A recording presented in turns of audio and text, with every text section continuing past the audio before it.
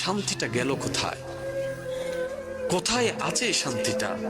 যে শান্তির তালাচে প্রত্যেকটা পুরুষ নারী তৃষ্ণার্ত নয়নে তাকিয়ে আছে, এই শান্তিটা কোথায়? শান্তি কোথায়? শান্তি কোথায়? শান্তি লাস্ট কবে কয়জন মন থেকে হাসতে পারছি?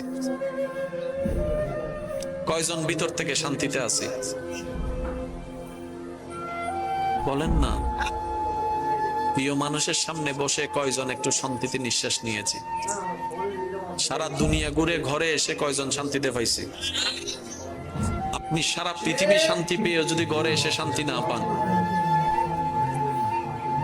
এবার প্রত্যেকটা মানুষের এই একটা আফসোস, আশা করি আপনারা আমার সাথে একমত হবেন। আমি সারাদিন বাহিরে দৌড়াই, দিন রাত আমি পরিশ্রম করি, মাথার ঘাম আমি পায়ে ফেলি, 2টা টাকা কিভাবে বেশি ইনকাম করা যায় সেটা চিন্তা করি, শুধু নিজের জন্য নয়, তোমাদের জন্য। অনেক প্রবাসী ভাইয়েরা আছেন দুপুরবেলা ভাত খায় না, ভাতের টাকাটা রেখে দেয় পরিবারকে পাঠানোর জন্য।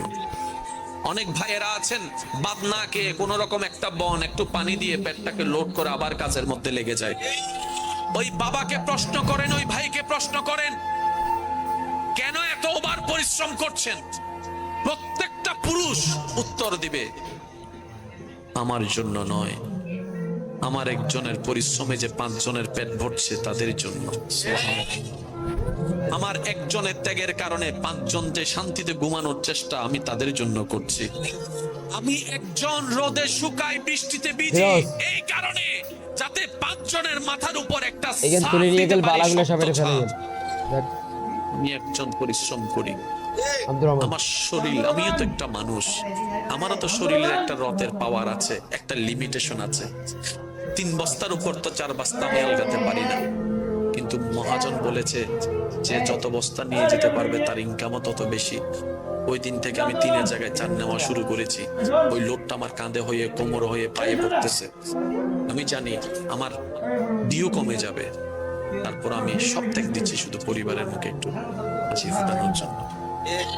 সে মানুষটা যখন প্রবাস থেকে আসে, সারা দিন বাহিরে দৌড়ায় আসে, ভিন্ন জায়গা থেকে কাজ করে ঘরে এসে যখন 2 মুঠো ভাত খেতে চায়, সেখানেও দেখা যায় এই জামিলা, ওই জামিলা, এই দোষ, ওর ওই দোষ, এর নামে বিচার, ও ওর নামে বিচার। শেষ পর্যন্ত ওই পুরুষ বলতে বাধ্য হয়, বাহিরেও শান্তি নাই, ঘরেও শান্তি নাই।